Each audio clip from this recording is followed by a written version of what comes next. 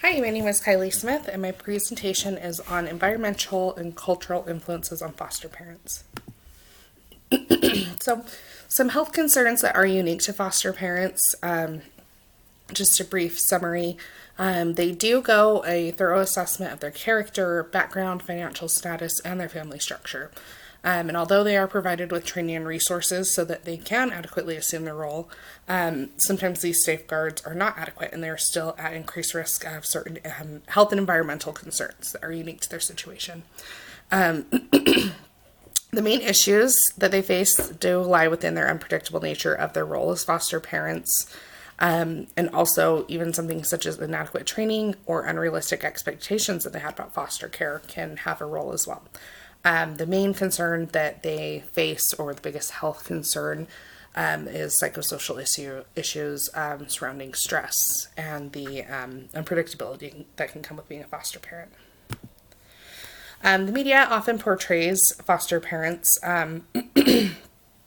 as they get money for providing foster care to children. Some videos, movies will have the misconception that you can care for multiple foster children and you don't have to work. So they do face that unique aspect of discrimination that other families do not. And the reality is that yes, they do receive a stipend from the state for providing care for the foster children, but even just the process of becoming a foster parent, they have to prove that they have income and that they have a job. They're also underrepresented in the media just because they aren't necessarily on the continuum of what many people see as a quote-unquote normal family. Blended families, things of that nature, are also examples of people that are underrepresented in the same instance as well. So for family support, there is an in-depth assessment that goes into the family structure and the individual family members as well during the process of licensure for foster care. And this helps to ensure that each person is heard, they can express their concerns, and receive support if needed. So the benefit to that is that they are cohesive, they're in agreement about the situation to become a foster family, and also taking into account even the biological children that will be with already within the home of the foster family. This can help avoid the future problems and create a bond and a journey that foster families see as beneficial. But unfortunately, if there's not that support within the home, it can create an environment that can lead to instability and inconsistency. The role appears, so Utah Foster Care Foundation works with the Division of Child and Family Services, UCFS.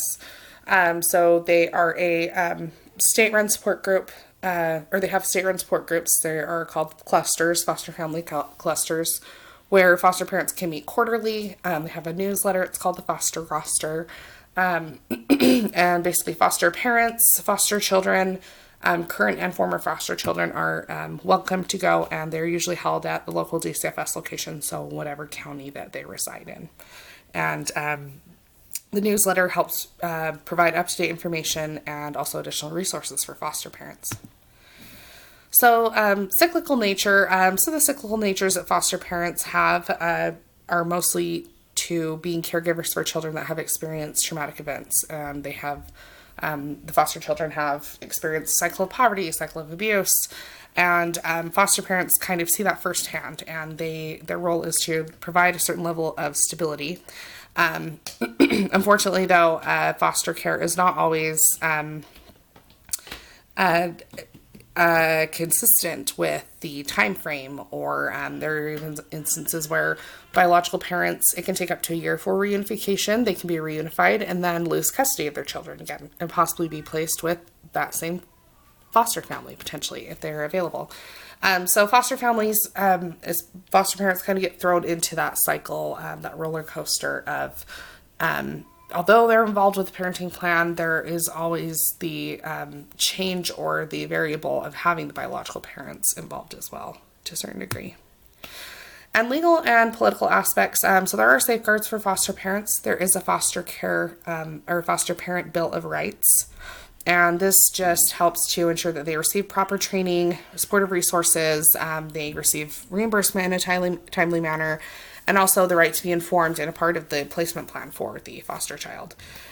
Each state is responsible for creating their own Bill of Rights, and then that's actually enforced or tailored to by caseworkers at the local Division of Child and Family Services.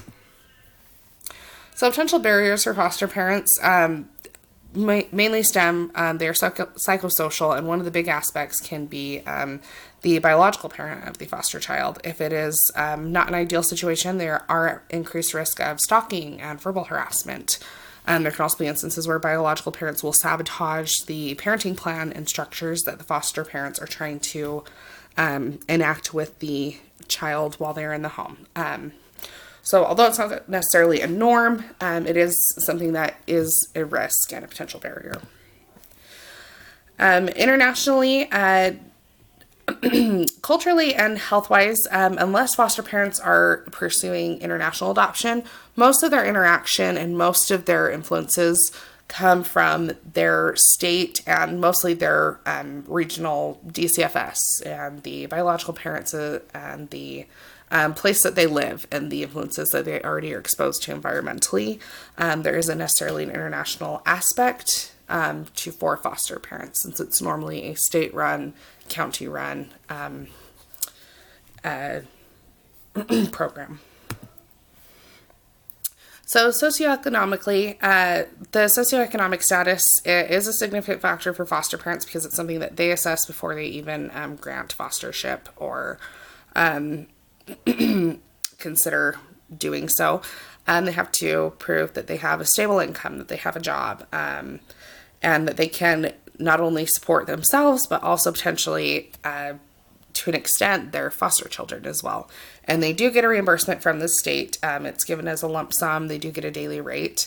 There are some instances where certain physical and emotional needs of the children can play a part in that, but for the most part, clothing, transportation, food, vacations, pretty much anything that is outside of like a medical scope, because foster children do have Medicaid, the foster family is entitled or is required to pay for.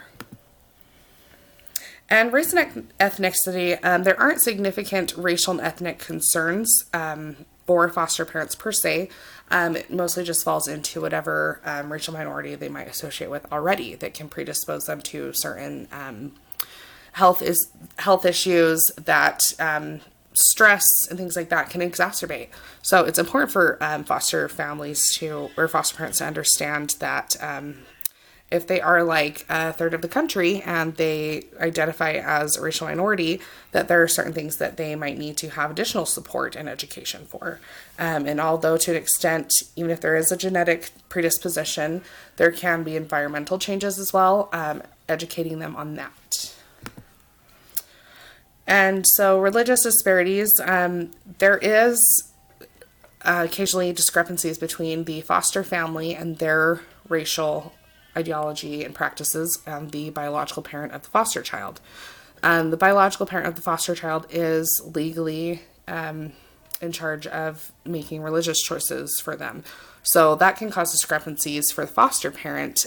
They have to accommodate to whatever is the norm for their foster child, and that can cause stress. It's not necessarily like the foster child's in the home and the foster child has to accommodate to the family. It's the other way around. So it just causes, just has another aspect of flexibility that the foster parents need to be aware of when they consider being a foster. And fortunately, gender disparities aren't that common with foster parenting because each person, regardless of gender, sexual orientation, as long as they meet the criteria to be a foster parent, it is a pretty unanimous requirement process. There aren't very many levels for health disparities or discrimination or things like that. So it has consistent training, support, requirements, and education regimens for each individual. So regarding the geographical location, foster parents, they have caseworkers at their designated DCFS. which is usually just the county that they reside in. But there is potential disparity that if the biological parents of the foster children move, that can uproot the foster parents' lives as well, because then they have to arrange for transportation and arrange their own schedule, rearrange their lives to ensure that they're able to accommodate for their foster child and meet up the biological parent. So it's not necessarily that the foster parent lives in one county and that biological parent is going to always be there. They might have to drive across multiple counties and multiple cities. And they will have to factor in their employment status and, like I said, kind of structure their lives, which can cause additional stressors. So for bias, unfortunately, foster parents are not exempt from any biases, not only about foster care, but just also the racial and gender stereotypes that might be just from their character as well. So they have to care for children of many different backgrounds, and the legal system can still place biases on their foster children, or, there might even be instances where the foster parent just is, there are biases against them and their character as well, and that can play into being a foster parent. So that can cause additional stress within not only just the foster home for the foster parent, but for the whole family, the foster children as well. And these are my references.